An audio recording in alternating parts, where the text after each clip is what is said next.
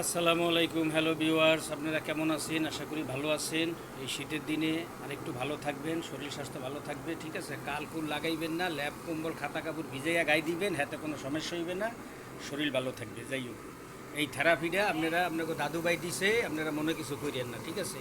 এখন আপনাকে দাদুভাই মনে করেন এই কী করবে, ঘরে বসে রয়েছি, কাজ নাই, বুঝছেন? সেই ক্ষেত্রে তো একটু খাওয়া দাওয়া তো করা লাগবে।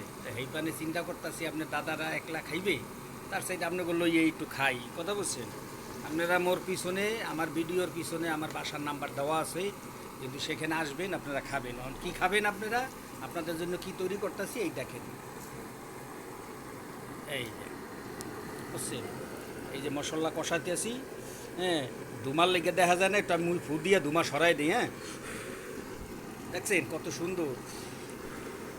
এই যে ফুল দিয়ে সরাই দিছি, ইয়ার পরে আছে গোস্ত, এই যে দেখছেন একদম দেশি মুরগা, বুঝলেন? ওই রাত 4টা 5টা বাজলেই কুকুরুত করে ডাক দেয়, যে বুঝলেন, রাওয়া রাওয়া, এই রাওয়া আনছে, ঠিক আছে?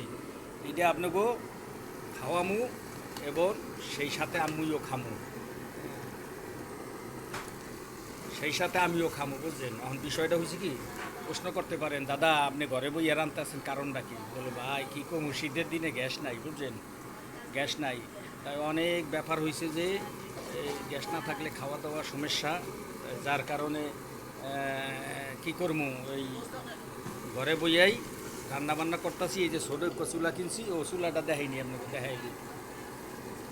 এই যে চুলা দেখছেন, গ্যাসের পাম্পের চুলা, এই যে এইটা দিয়া হাওয়া ছাড়ি, এটা দিয়া পাম্প দেই, এই যে দেখছেন, বাহ সেই পাম্প হয়।